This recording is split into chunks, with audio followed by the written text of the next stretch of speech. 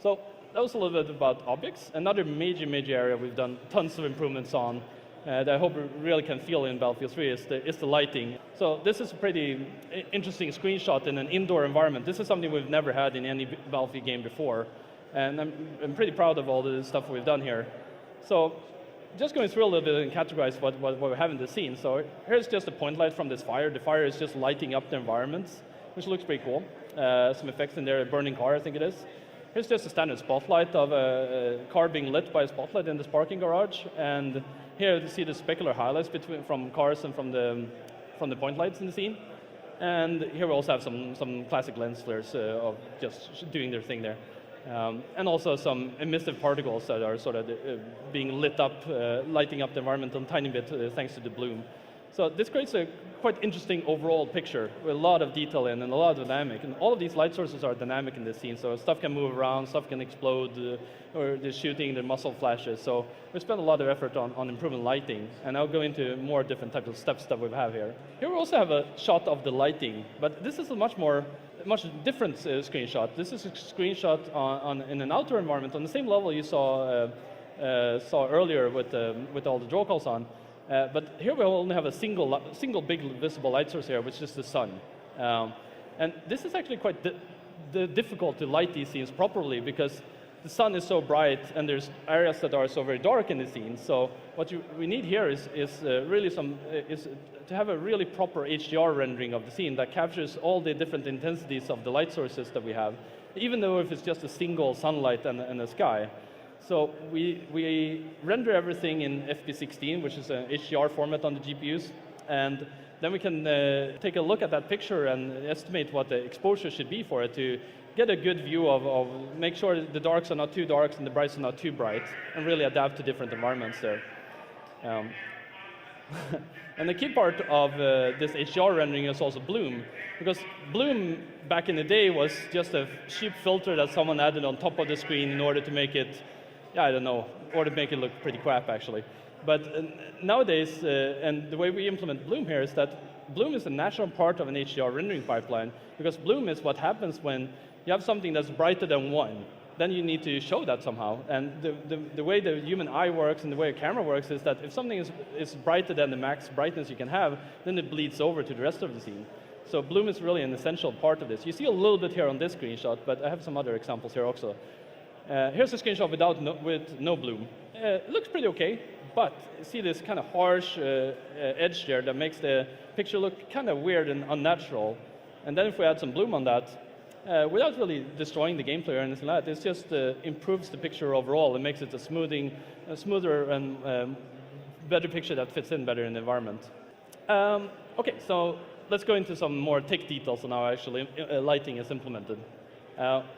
This is a little bit more complex, but the way our entire rendering pipeline in the engine works is that we use a scheme called deferred shading, which is quite different from the more traditional rendering methods that most games use. There are a few other games that use deferred shading also, like Killzone on consoles, for example, and a few that use a little bit of hybrid schemes. But most games still use forward rendering, and that's what we've been using before in Frostbite and our previous games as well. But the difference with deferred shading is that instead of rendering all the objects just directly and then have the final picture directly that you then just do some post-processing on, instead with deferred shading, what you do is that we render all the objects, but we render them not with the final lighting. We render them to what's called a G buffer, which I'll show just in a second here. And then we take that buffer and light it.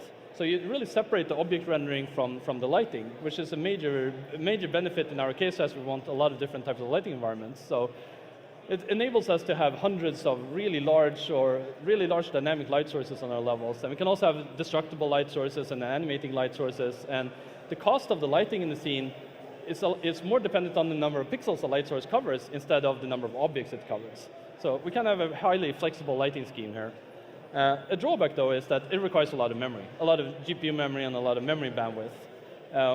So running 1080p with 4x MSA can take up to 160 megs of, just this single buffer can be 160 megs of memory, which is kind of prohibitive, and especially the memory bandwidth of trying to render that at 60 FPS can be quite heavy. But we'll talk a little bit more about performance later. So here's how that G-buffer looks like when we're using deferred shading. So when we're rendering all our objects, this is really what we're rendering out then. We're not rendering out the final picture. We're rendering out a bunch of multiple type of textures that contain different components. Contain the diffuse color of the surface, which is like the standard color.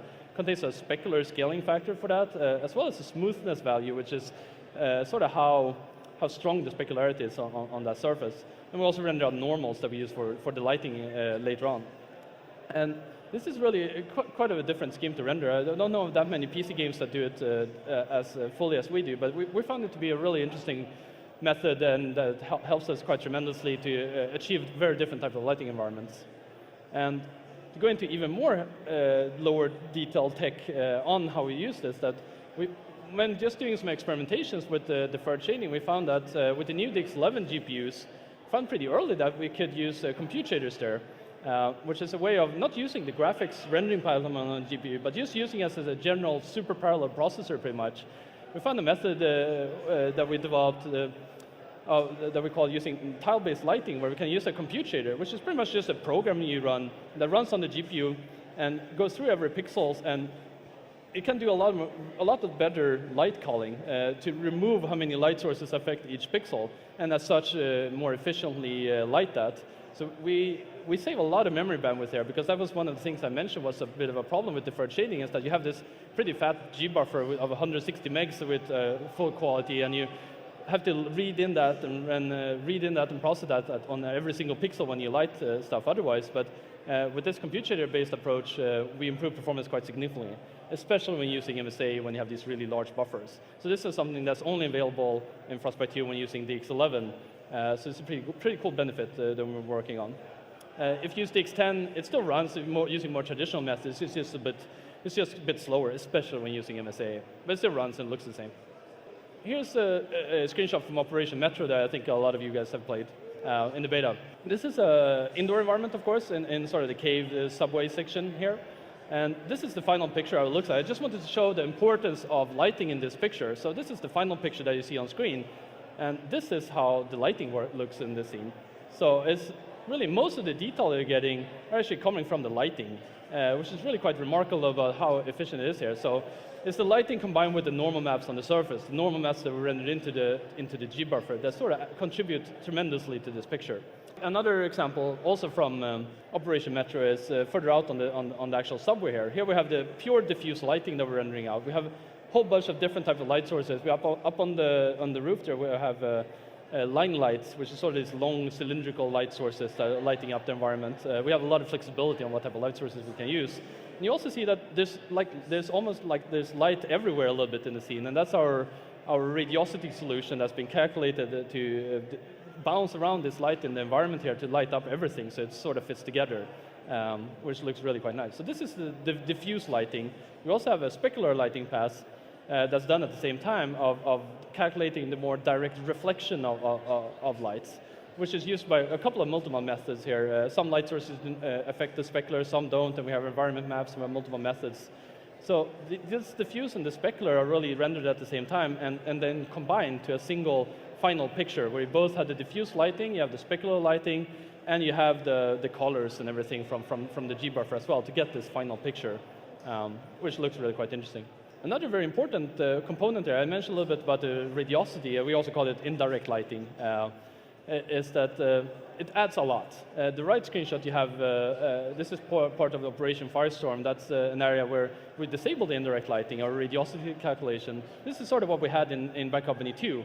You can make great games without having bounce lighting and having not too fancy shadings there, but if you tweak it properly and you really have talented artists. But the left screenshot with the actual indirect lighting, the radiosity calculation we've done, adds so much more more visual fidelity and sort of a softness of the lighting in this environment that we really, really like.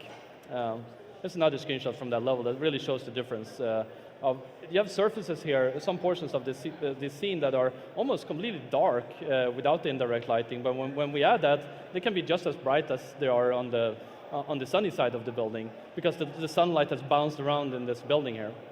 And the final thing about lighting, we also have spotlight shadows, being able to have multiple types of light sources, spotlights and line lights and point lights, and our spotlights, they can have shadows for quite a dramatic effect in multiple areas.